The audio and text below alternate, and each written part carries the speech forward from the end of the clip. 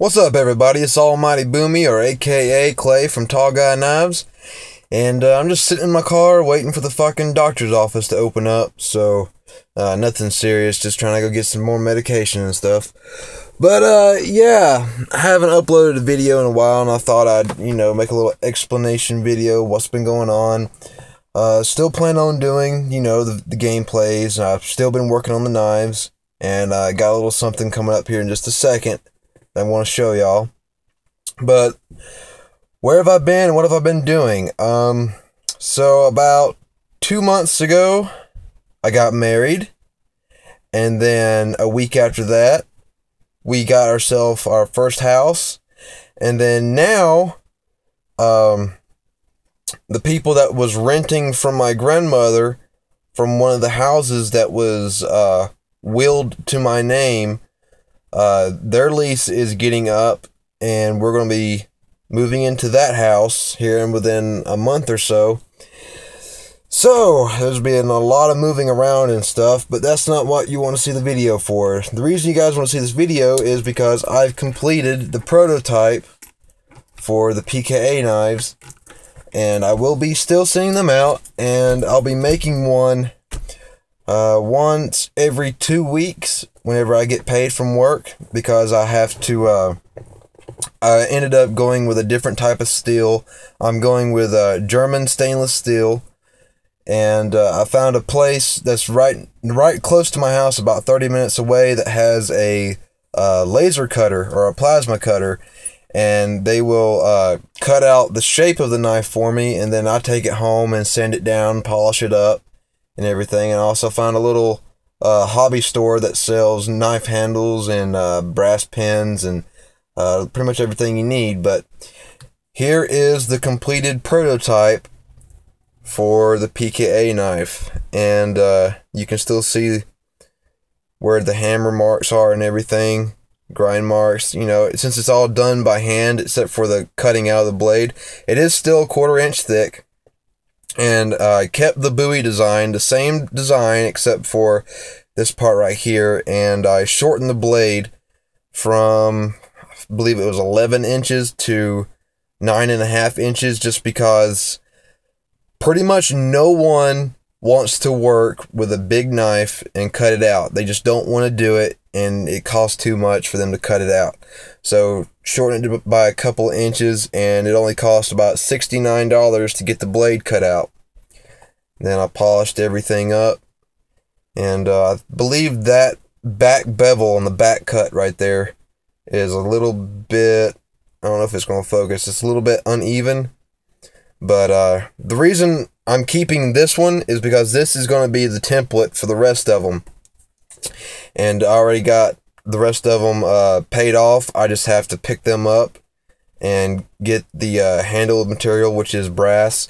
And the reason I say this is the prototype is because there's it's not 100%, what I would call presentable. And there's mess ups and everything, so I've learned what I need, what I don't need, what I have to do, and what I can't do. And this is a piece of, I believe, elk stag. And a little lesson out there for anyone that wants to make knives: never ever use galvanized steel washers, because they you can pretty much put a finger on them and they bend and make little gaps right there. So I'm going to be using different kind of spacers next time. But everything pretty much came out the way it should be. It just needs a little bit more hand sanding on the brass and all that. And that only took me about 5 minutes to make on the sander. But yeah, and also a little shout out to Jordie Jordan, aka Wings of Redemption.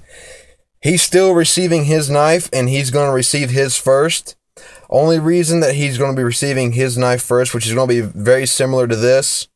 But yeah, I actually really kept the same blade shape, except for I just shortened it a little bit.